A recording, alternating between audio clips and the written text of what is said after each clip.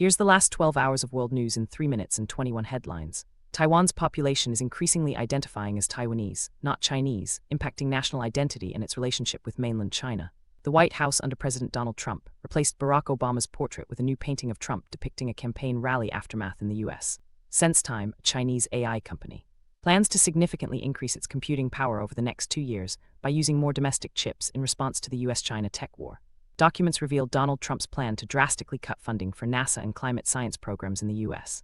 A dozen former OpenAI employees in the U.S. filed a legal brief supporting Elon Musk's lawsuit against OpenAI and its CEO Sam Altman, challenging OpenAI's shift from a nonprofit to a for-profit structure.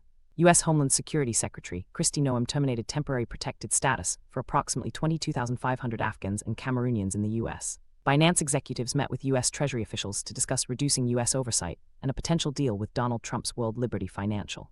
The U.S. Senate confirmed Dan Kane as the next chairman of the Joint Chiefs of Staff. Turkish President Recep Tayyip Erdogan accused Israel of attempting to destabilize Syria by exploiting ethnic and religious divisions.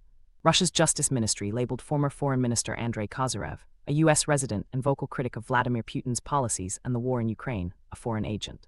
Chinese social media users are mocking the U.S.-China trade war and Donald Trump's policies by sharing AI-generated images and videos depicting Trump and Elon Musk working in factories.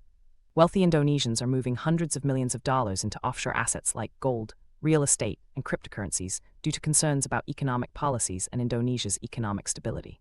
Intense thunderstorms in India and Nepal killed at least 69 people due to flash floods and lightning strikes resulting from heavy rainfall. A BBC internal ranking deemed the Birmingham accent the most disliked among various British accents. The NBA, with FIBA, is exploring a potential 16-team European League involving permanent and qualifying clubs in Europe. Japanese nobility and leadership. Representatives from 158 countries and regions attended the opening ceremony of the Osaka Expo in Japan.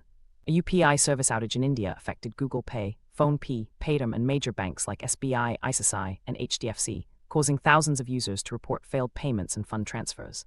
Boom Supersonic is developing supersonic passenger jets in the U.S., aiming for operational status by 2029. Samsung pledged increased investment in Vietnam to make it its largest display manufacturing base. The U.S. deployed troops to Panama, purportedly to secure the Panama Canal from Chinese influence, prompting accusations of a camouflaged invasion from Panama's opposition party. 4 senior UK police chiefs are calling for a government ban on social media use for under-16s in the UK.